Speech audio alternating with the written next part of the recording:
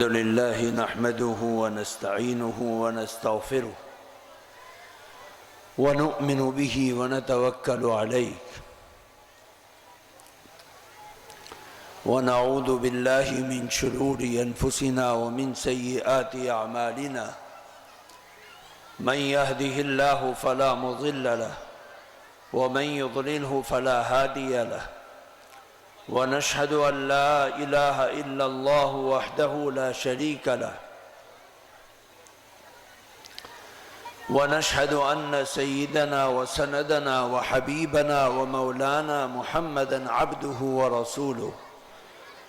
صلى الله تعالى عليه وعلى آله وأصحابه وبارك وسلم تسليماً كثيراً كثيراً. أما بعد فأعوذ بالله من الشيطان الرجيم بسم الله الرحمن الرحيم. يا أيها الذين آمنوا اتقوا الله حق تقاته ولا تموتن إلا وأنتم مسلمون. صدق الله العظيم. حضرات علماء اعظام اور ائمہ اکرام، آج قرآن پاک کی نسبت پر انتہائی محبت، عقیدت، احترام کے ساتھ جمع ہونے والے ہمارے نوجوان، بزرگ، پیارے بچے، بچیاں، پردہ نشی خواتین، اللہ تبارک و تعالیٰ کا بے حد احسان ہے کہ محض اس کے فضل اور اس کی توفیق سے ہم لوگ یہاں پر جمع ہیں اور دین، قرآن، ایمان، دینی دعوتی نیت سے کچھ سننے اور کہنے کی سعادت مل رہی ہے۔ اللہ تعالیٰ اس سننے سنانے کو ہمارے لیے، ہمارے بچوں کے لیے، ہماری آنے والی نسل کے لیے خیر کا، عزت کا، عافیت کا، مغفرت کا ذریعہ بنائے۔ میرے بزرگوں، دوستو، بہت سے احسانات میں سے ایک بنیادی احسان اللہ تعالیٰ کا ایمان ہے۔ کسی بھی انسان کو اللہ تعالیٰ ایمان کی نعمت سے مالا مال کر رہا ہے اور اس کو کلمہ نصیب ہو رہا ہے، اس میں جہاں واسطہ اور سبب ماں باپ کا ہے، وہاں اللہ تعالیٰ کی توفیق اور عنایت ہے کہ محض اس نے اپنے فضل اور احسان سے ہزاروں، لاکھوں، کروڑوں انسانوں میں ایک بحیثیت انسان ہونے کے ہمیں منتخب کیا اور ایمان کی نعمت سے مالا مال کیا۔ اللہ تعالیٰ اس ایمان کی قدر کی توفیق عطا فرمائے اور اس ایمان کی، اس کے تقاضوں پر زندگی گزارنے کا سلیقہ اور طریقہ عطا فرمائے۔ میرے بزرگوں، دوستو، ایمان اعمال کو چاہتا ہے۔ ایمان بغیر عمل کے کامل و مکمل نہیں ہوتا۔ ایمان کا کلمہ پڑھنے سے ہم یہ کہہ سکتے ہیں کہ ہم مسلمان ہو گئے، لیکن کامل مومن ہونے کے لیے شرط ہے کہ مسلمان ایمان کے تقاضوں پر عمل کرے۔ اللہ کا قرآن کہتا ہے قالت الاعراب آمنا قل لم تؤمنوا ولكن قولوا اسلمنا۔ اے نبی، یہ دیہاتی آتے ہیں اور کہتے ہیں، دعویٰ کرتے ہیں کہ ہم مومن ہو گئے۔ آپ ان سے کہہ دیجئے کہ تم مسلمان تو ہو گئے، لیکن تمہارا ایمان عمل کی کمزوری کی وجہ سے،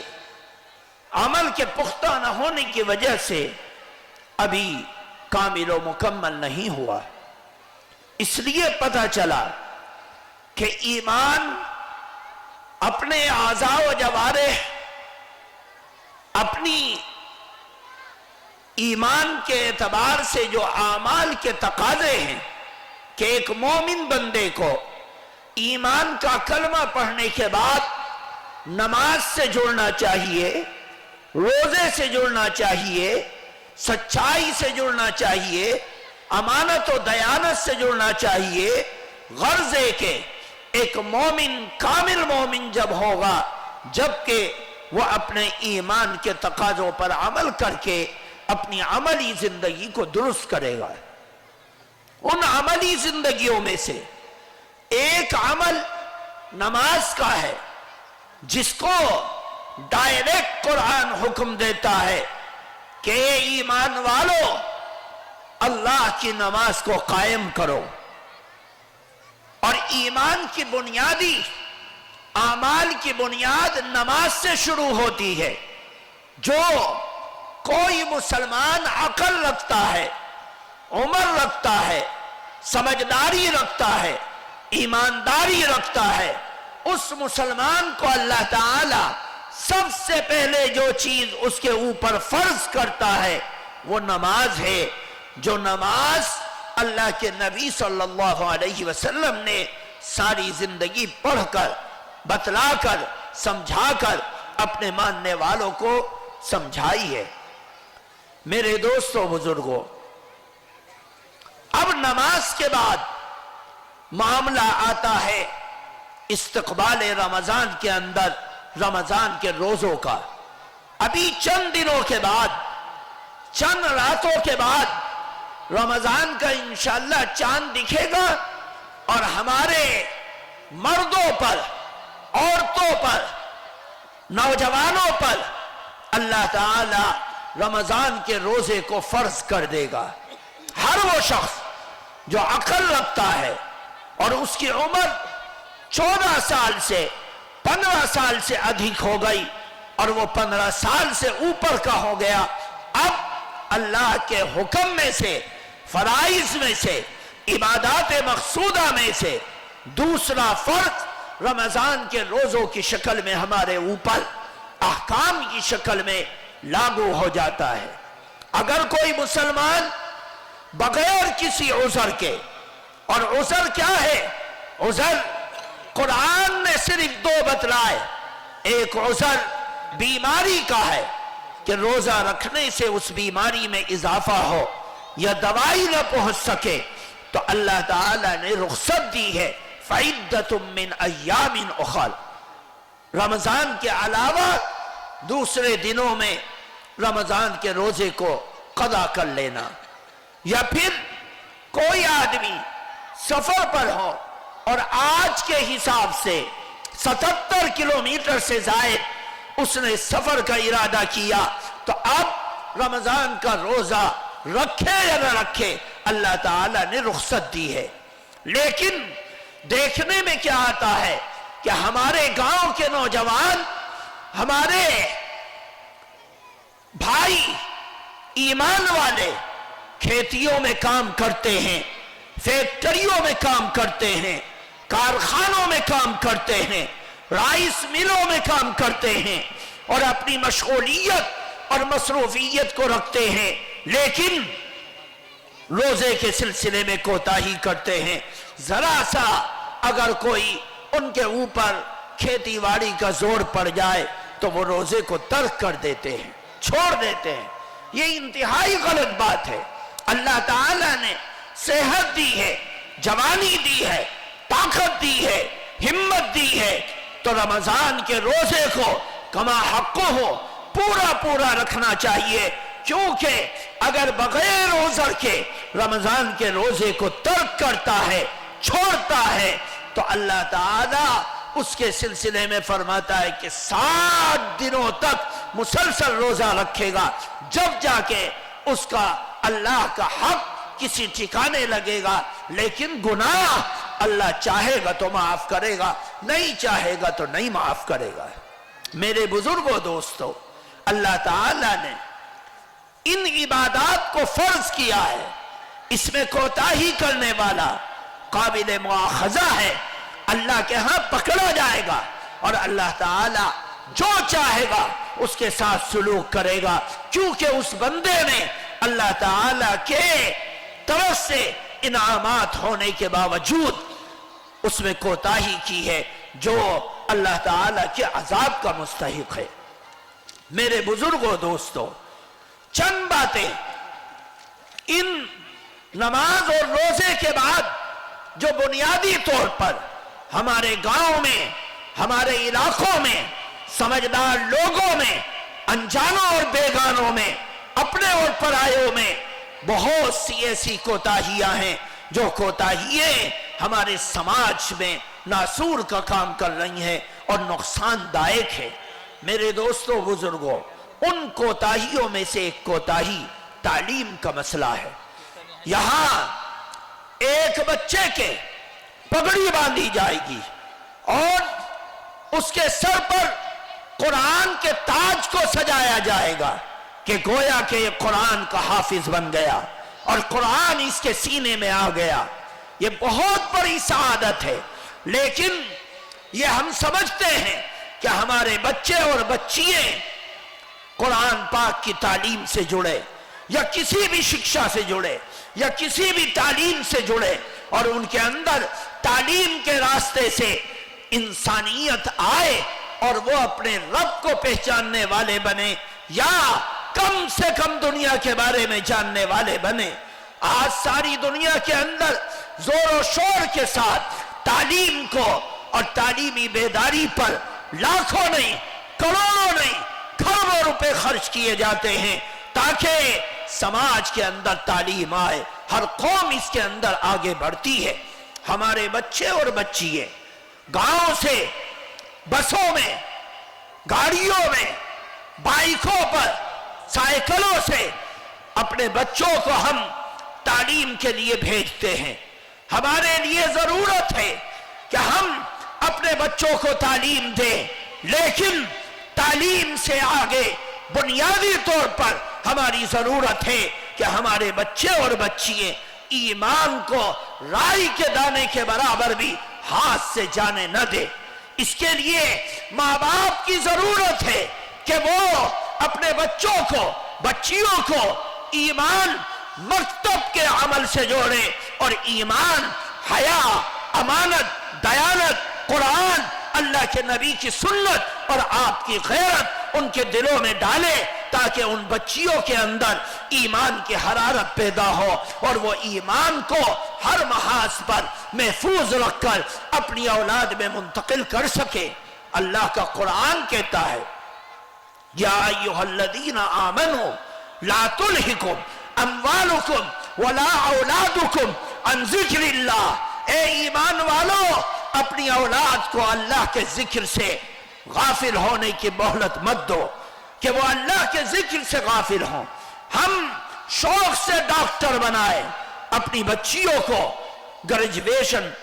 اور اعلیٰ تعلیم دے، ہم اپنی بچیوں کو اچھے سے اچھی شکشا دیں۔ ہم چاہتے ہیں کہ سماج کے اندر پڑھے لکھے بچے ہوں اور ان بچیوں کے اندر تعلیم آئے، لیکن ان سب سے زیادہ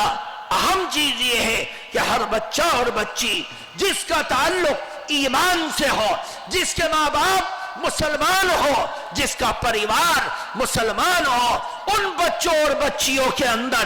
ایمان کا جذبہ ہو اور ایمان کا کلمہ ہو اور ایمان کی حرارت ہو اور ایمان کی بنیاد ہو اور وہ ایمانیات پر عمل کر کے ہر محاذ پر ایمان کی حفاظت کرنے کا اور اپنے بچوں میں حفاظت کروانے کا سبب اور ذریعہ بن سکے۔ میرے دوستوں، بزرگوں، آج ضرورت ہے کہ ہم اس سلسلے میں کوشش کریں۔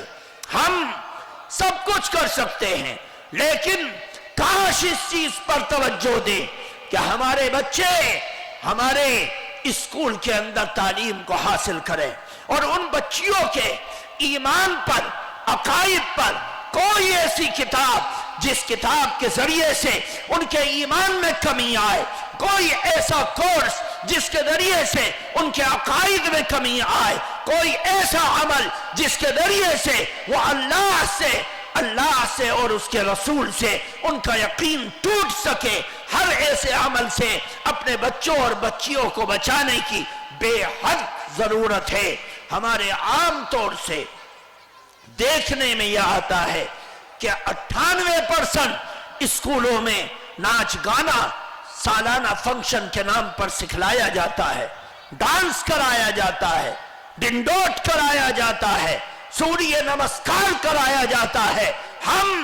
اپنے ماں باپ کو خاص طور سے اس بات کا ہم پیغام دیتے ہیں کہ آپ دنیا سماج میں دولت کے لیے ٹھوکریں کھاتے ہیں، پیسے کے لیے ٹھوکریں کھاتے ہیں، محنت کرتے ہیں، مزدوری کرتے ہیں، جوانی لگاتے ہیں، کھپاتے ہیں۔ کاش اپنی گلیوں میں، اپنے گھروں میں، اپنے سماج میں، اپنے محلوں میں آپ اس بات کی فکر کریں کہ ہمارا اسکول ہو، ہمارا کالج ہو، ہمارے پڑھانے والے ہو، تاکہ ہمارے بچوں اور بچیوں کا سماج میں ایمان اور عقیدہ اور ان کی تعلیم اور سیکھنا اور سکھانا محفوظ ہوتا رہے، اور وہ ملک کی مکھیہ دھارا کے اندر رہ کر، چل کر، پڑھ کر، لکھ کر اپنے تعلیم کا بندوبست آسانی کے ساتھ کر سکے۔ اس کی فکر گاؤں کے ایک ایک فرد کو کرنے کی ضرورت ہے۔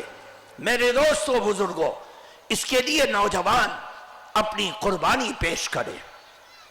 مال والے مال کی قربانی پیش کرے، جان والے جان کی قربانی پیش کریں، جوانی والے جوانی قربانی پیش کریں، تعلیم سے جڑے ہوئے لوگ اپنی تعلیم کی قربانی پیش کریں، تاکہ آنے والی نسلوں کے اندر تحفظات کے ساتھ، حفاظت کے ساتھ، حرارت کے ساتھ، ایمان کے ساتھ، عقیدے کے ساتھ ایمان کو منتقل کیا جا سکے اور آنے والی نسلوں کا ایمان محفوظ ہو سکے۔ ورنہ یہ آزادی اور آزاد روی اور ہمارا جسم، ہماری مرضی کے نعرے اس قوم کے بچوں کو، آنے والی نسل کو تباہ و برباد کرنے کے دہانے پر کھڑی ہیں۔ ہم ان باتوں کو سمجھتے ہیں اور سمجھ کر یہ سوچتے ہیں کہ انشاءاللہ ہمارے نوجوان اس سلسلے میں کوشش کریں گے، کاوش کریں گے اور آگے قدم بڑھائیں گے۔ ایک آخری چیز جو ہمارے گاؤں کے لیے نقصان دائق ہے اور ہمارے گاؤں کے نوجوانوں کو جن کی چڑھتی جوانی ہے اور وہ ہر چیز کو گاؤں کے اندر ایک گھناؤنے انداز سے لیا جاتا ہے، اور خاص طور سے یہ گاؤں اور اس گاؤں کے رہنے والے، بسنے والے، تتارپور کے رہنے والے، بسنے والے، آج بہت بڑا نقصان ہمارے گاؤں کے لیے، سماج کے لیے، سماج کے نوجوانوں کے لیے، ہمارے گود میں پلنے والے بچوں کے لیے، ہمارا آپس کا انتشار اور اختلاف اس قوم کو زوال کی طرف لے کر جا رہا ہے اور گاؤں کو تباہی کی طرف لے کر جا رہا ہے۔ کاش ہم اس چیز کو سمجھنے کی کوشش کریں۔ دنیا میں سب سے بڑی بیماری اور سب سے بری چیز کسی بھی قوم کو ذلیل اور رسوا کرنے کی یہ ہے کہ اس قوم میں اختلاف ڈال دو، لڑائی ڈال دو، جھگڑا ڈال دو، اور اس جھگڑے کا نتیجہ زمینوں کا ہڑپنا بھی ہوتا ہے، مال کا خرچ ہونا بھی رہتا ہے، کبھی کس کے اوپر مقدمہ، اس کے اوپر مقدمہ، اس کو نیچے کرنا، اس کو تباہ کرنا، یہ سارا کا سارا وتیرہ اور طریقہ ہمارے سماج کے ذمہ دار لوگوں میں جب ہوتا ہے تو قوم کے پیر اکھڑ جاتے ہیں، قوم ذلیل ہوتی ہے، گاؤں پیچھے ہٹتا ہے، تباہ و برباد ہوتے ہیں، اور لاکھوں کا خرچہ کورٹ کچہریوں میں لے جا کر، تھانوں اور پولیس میں لے جا کر، ایس ڈی ایم اور ڈی ایم کے ہاں لے جا کر لوگ اپنی گاڑی کمائی کو خرچ کرتے ہیں کہ میری ناک نیچی نہیں ہونی چاہیے۔ میرے دوستو، بزرگوں، اللہ کا قرآن کیا کہتا ہے؟ آؤ قرآن سے شکشا لو، قرآن سے تعلیم لو، قرآن سے سیکھو۔ اللہ کا قرآن کہتا ہے اطیعوا اللہ واطیعوا الرسول ولا تنازعوا اے ایمان والو اللہ کی اطاعت کرو، رسول کی اطاعت کرو اور آپس میں جھگڑا مت کرو۔ جو جھگڑا ہم یہاں کر رہے، جو جھگڑا ہم اپنی ناک کے لیے کر رہے، جو جھگڑا اپنے سماج کے اندر کر رہے، جو جھگڑا خاندانوں میں تفرقہ بازی کے لیے کر رہے، جو جھگڑا دلالی کے لیے کر رہے، جو جھگڑا مخبری کے لیے کر رہے، جو جھگڑا ایک دوسرے کو زیر و زبر کرنے کے لیے کر رہے، یاد رکھو اللہ کا قرآن اسی کو کہہ رہا ہے، لا تنازعوا، آپس میں جھگڑا مت کرو۔ کیوں؟ اے اللہ اگر ہم جھگڑا کریں گے تو نقصان کیا ہوگا؟ اللہ کا قرآن کہتا ہے فتفشلوا وتذهب ريحكم واصبروا ان اللہ مع الصابرین۔ دو نقصان اللہ نے بتلائے کہ سب سے پہلا نقصان یہ ہوگا کہ جو زمین پر اللہ تعالی نے تمہارا بیج لگایا اور تمہارے پاؤں کو جمایا اور ثابت قدمی تمہیں نصیب کی، ایمان کی وجہ سے، نماز کی وجہ سے، روزے کی وجہ سے، اگر تم آپس میں ایک دوسرے کی داڑھی پکڑو گے، گریبان پکڑو گے، گردن پکڑو گے، لوگوں کو ذلیل کرو گے، سب سے پہلا نقصان یہ ہوگا، اللہ کا قرآن کہتا ہے تمہاری ہوا اکھڑ جائے گی اور تم پھسل کر کمزور ہو جاؤ گے، تمہاری بنیاد کمزور ہو جائے گی۔ کسی قوم کی اگر بنیاد کمزور ہو جائے تو اس کی عمارت تو دھڑام سے زمین پر گر جائے گی، کیونکہ اس کے بزرگ کچہریوں میں ہوں گے اور ان کی عورتیں جنگلوں میں ہوں گی، ان کی عزتیں تار تار ہوں گی، ان کے نوجوان ان کچہریوں کے لیے پیسہ کما کر لائیں گے اور ان کا نعرہ ہوگا ابا جو کچھ کر سکتا ہے کر، لاکھ خرچ ہو، کروڑ خرچ ہو، ہم خرچ کریں گے اور تو اس کو ذلیل کر کے دکھلا، اور ان کی عورتیں ننگی ہوں گی اور ذلیل ہوں گی۔ ہم سماج میں دیکھتے ہیں، سماج کے اندر ہمارے اختلاف نے گاؤں کی ناک کو نیچے کر دیا، گاؤں کی عزت کو ختم کر دیا، گاؤں کو تباہ کر دیا، گاؤں کو بربادی کی طرف لا کر کھڑا کر دیا۔ اور یہ ثابت قدمی زیادہ دن نہیں رہتی جب آپس میں انتشار ہوتا ہے، جب آپس میں جھگڑے ہوتے ہیں۔ اپنے انتشار کو مٹاؤ۔ اب 8 مہینے کے بعد،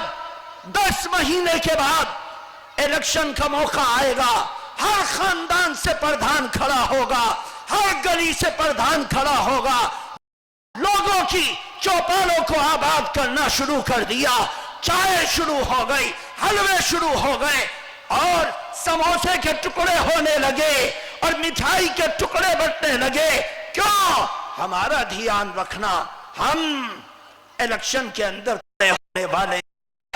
ہر گھر کا نوجوان، ہر گھر کی عورت، ہر گھر کا بوڑھا آشواسن دیتا ہے۔ محلے میں اگر 10 پردھان کھڑے ہیں، گاؤں میں 10 پردھان کھڑے ہیں، ہم ان کی عادت کو خراب کرتے ہیں اور ہر ایک کے سر پر ہاتھ رکھ کر کہتے ہیں کہ بیٹا تو جیتا ہوا ہے اور تو صاف نکلا ہوا ہے، بتلاؤ اگر کوئی بیٹھنے کو سوچے گا تو بیٹھے گا کیسے؟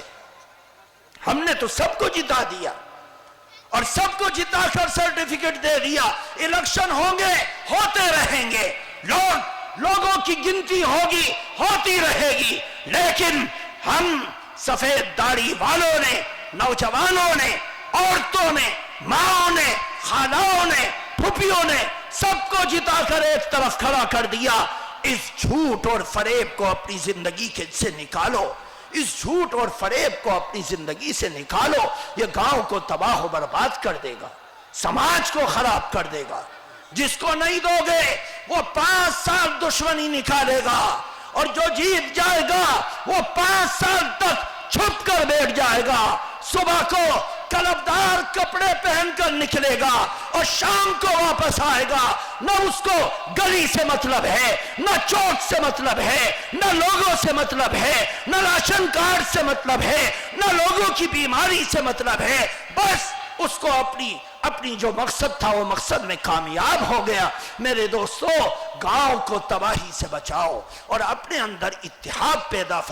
کرو، اتفاق پیدا کرو، محبتیں پیدا کرو، سماج کو جوڑ کر چلو، بچوں کی فکر کرو، بچوں کو اچھا بنانے کی فکر کرو اور اپنے سماج کو ہر برائی سے بچانے کی کوشش کرو۔ یہ ہمارا وتیرہ اور طریقہ ہونا چاہیے۔ اللہ تبارک و تعالی ہمیں سمجھنے کی توفیق عطا فرمائے، خیر سے مالا مال فرمائے، ہر شر سے محفوظ فرمائے، ہماری نسلوں کی حفاظت فرمائے۔ سبحان اللہ و بحمدہ، سبحانک اللہم و بحمدک، ونشہد ان لا الہ الا انت ونستغفرک۔